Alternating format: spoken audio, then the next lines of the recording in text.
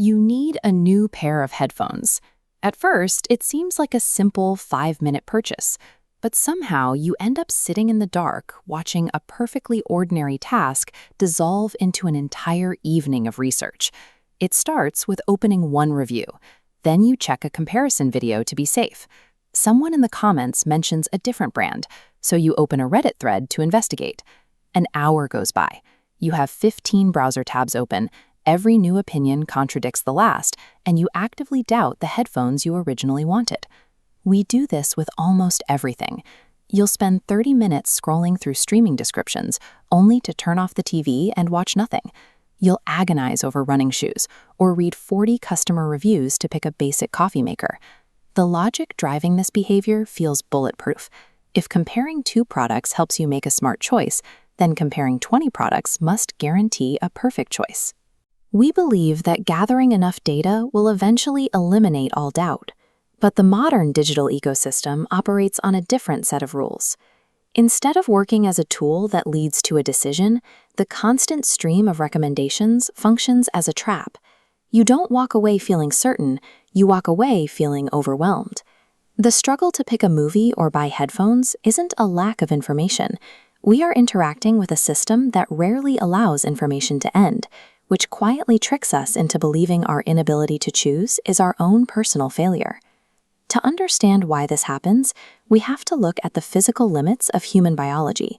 The brain evolved to make fast, efficient choices by relying on mental shortcuts. It was never designed to carefully weigh hundreds of variables, prices, and conflicting expert opinions for a single daily task. Psychologists track this strain using a metric called cognitive load, the total amount of mental effort your brain is exerting at any given moment. Looking at this visualization of mental capacity, a simple choice balances easily. But as you pile on variables like reviews, prices, and features, the system physically strains under the weight of the comparison. When you force the brain to evaluate 20 nearly identical products, it hits a hard processing limit.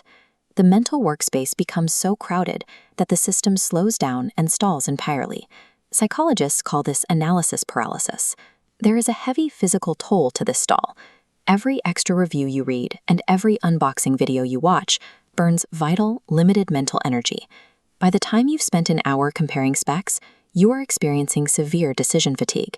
And exhausted brains don't make optimal choices, they make easy ones.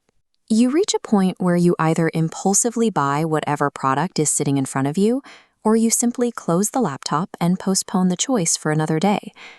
This exhaustion is a biological vulnerability, and modern digital platforms are acutely aware of it. Excessive research depletes our cognitive energy, leaving us vulnerable to digital systems that are engineered to capitalize on that specific state of fatigue. Moving past human biology to digital architecture, a counterintuitive truth emerges.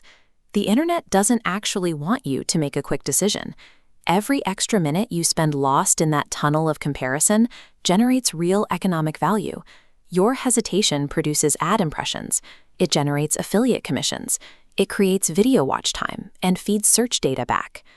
Recommendation algorithms are remarkably good at sensing when you are about to finalize a choice.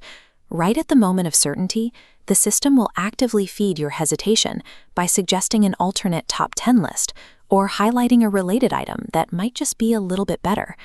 This dynamic drives the attention economy. On this flowchart, competing platforms share a unified incentive. They intercept your decision-making process, pulling you off the straight line and into a loop to hold your attention. As these loops generate revenue, a behavioral shift happens. Research morphs into entertainment. People spend hours watching intricate camera reviews or analyzing travel gear they have no intention of buying. The original purchase endpoint disappears. This midnight paralysis is a functional success for the attention economy, an outcome engineered to turn human hesitation into measurable profit. In the past, shopping had a natural stopping point. You drove to a store, looked at 3 toasters, bought one, and drove home. The environment forced the decision to end. Because digital information is infinite, platforms offer zero friction to stop you. There is no final page, no system pop-up telling you that you've gathered enough data to safely proceed. The lack of closure messes with our heads so much that people exhibit a bizarre symptom. They will continue reading reviews and watching videos for products they already bought, terrified that somewhere in the endless feed, they missed a slightly better option. When the internet removes the finish line, the act of searching itself becomes the habit. We stay trapped in a perpetual state of doubt because the system makes continuing the search easier than committing to an answer.